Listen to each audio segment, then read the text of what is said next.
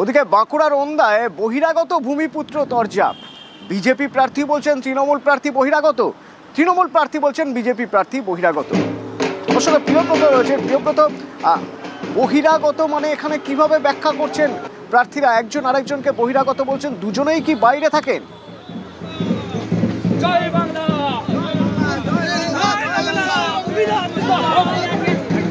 বাঁকুড়ার ওন্দা প্রচারের শুরুতেই বহিরাগত তরজা, যেখানে বহিরাগত বনাম ভূমিপুত্র স্লোগান। প্রিয়ব্রত আছে আমার সঙ্গে। প্রিয়ব্রত, তোমার কাছে আমার প্রশ্ন ছিল যে এই দুজনই দুজনকে বহিরাগত বলছেন, দুজনে থাকেন কোথায়? কেউই এরা এখানে থাকেন না।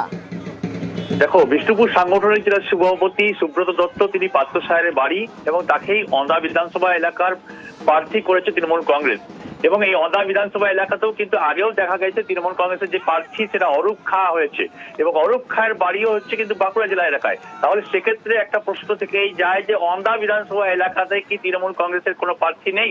এবং সেই পুস্তকেই কিন্তু তুলে দিয়েছে অমরনাথ শাখা, যে অমরনাথ শাখার বাড়ি কিন্তু ওন্দা এলাকাতেই, রামসাগর এলাকায়। সেক্ষেত্রে এই যে রামসাগর এলাকায় বাড়ি থাকা অমরনাথ শাখা, তিনি স্বভাবতই প্রশ্ন তুলেছেন তাহলে কেন বিষ্ণুপুর সাংগঠনিক জেলার যে সভাপতি তাকে কেন আনতে হলো অন্দা বিধানসভা এলাকার প্রার্থী হিসাবে?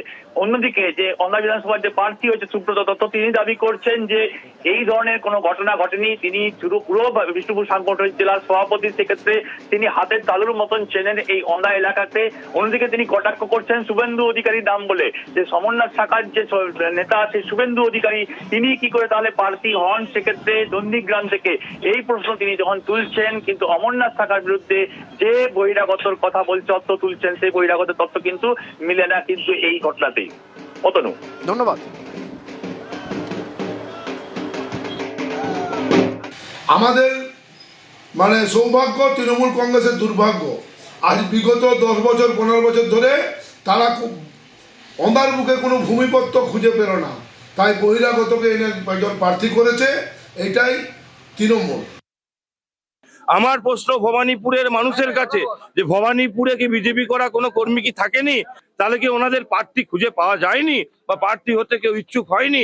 আর তারা বহিরাগত বহিরাগত। আরে আমি তো বাংলার ছেলে, আপনারা যাদের ভোটে জয়যুক্ত হয়েছেন তাদেরকে বলছেন বাংলার ভোটার নয়। আগে অমর বাবু আগে পদত্যাগটা করে দিন,